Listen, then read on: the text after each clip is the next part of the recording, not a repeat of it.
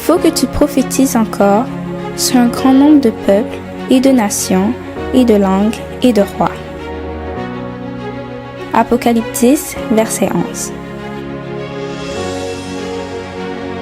ASJH 1889 du Cap Haïtien.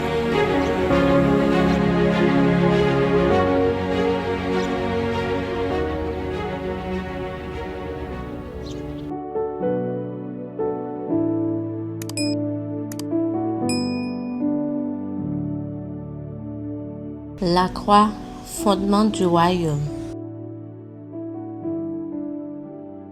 Une citation des témoignages de Sœur Ellen G. White. 1 Pierre 2, verset 24.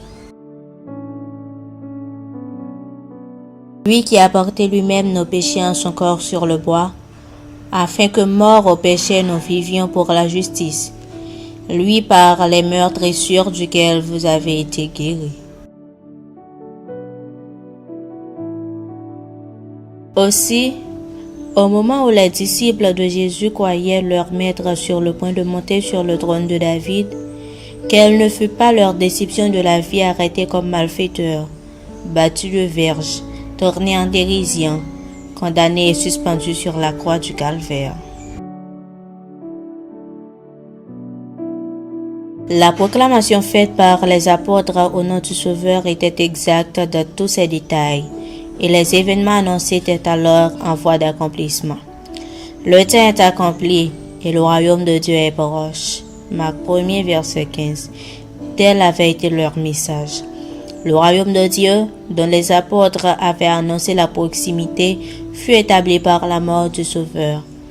Mais ce royaume n'était pas, comme on le leur avait enseigné, une monarchie terrestre. Il ne s'agissait pas du royaume éternel, de ce royaume où tous les dominateurs le serviront et lui obéiront. Daniel 7, verset 27. Dans les Écritures, l'expression royaume de Dieu sert à désigner à la fois le royaume de grâce et le royaume de gloire. Le royaume de la grâce date de la chute de l'homme. Mais ce royaume dont on devenait sujet par la foi n'a été définitivement confirmé qu'à la mort du Sauveur. Jésus aurait pu, laissé de l'ingratitude et de l'obstination des hommes, reculer devant la croix du calvaire. En Gethsémani, où la coupe amère trembla dans sa main, il aurait pu encore essuyer la sueur de sang ruisselant sur son front et laisser notre monde révolté périr dans ses iniquités. C'est quand le Sauveur eut donné sa vie, lorsqu'il s'écria, en expirant, « Tout est accompli », que le plan de la rédemption fut définitivement assuré. La promesse du salut faite au couple désobéissant de l'Éden fut ratifiée, et le royaume de grâce, qui jusqu'alors n'existait qu'en vertu de la promesse de Dieu, était fondé. Ainsi la mort du Sauveur, que les disciples envisageaient comme la ruine définitive de toute leur espérance, confirma au contraire celle-ci pour l'éternité. L'événement qui les avait plongés dans le désespoir était celui-là même qui ouvrait à tous les fils d'Adam la porte de l'espérance, celui dont dépendait la vie future et le bonheur éternel des fidèles de tous les siècles. Puissance de la grâce, page 19, paragraphe 2 à 5.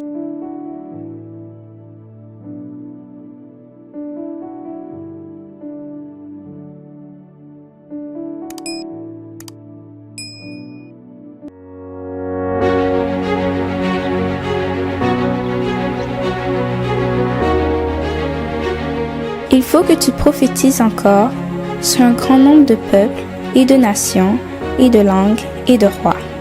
Merci d'avoir écouté cette présentation. Si vous souhaitez prendre part à la mission que Jésus-Christ confie à notre Église, contactez-nous via les coordonnées suivantes: ASJH 1889, caphaïtien@gmail.com, pour WhatsApp 509 32 32 41 42.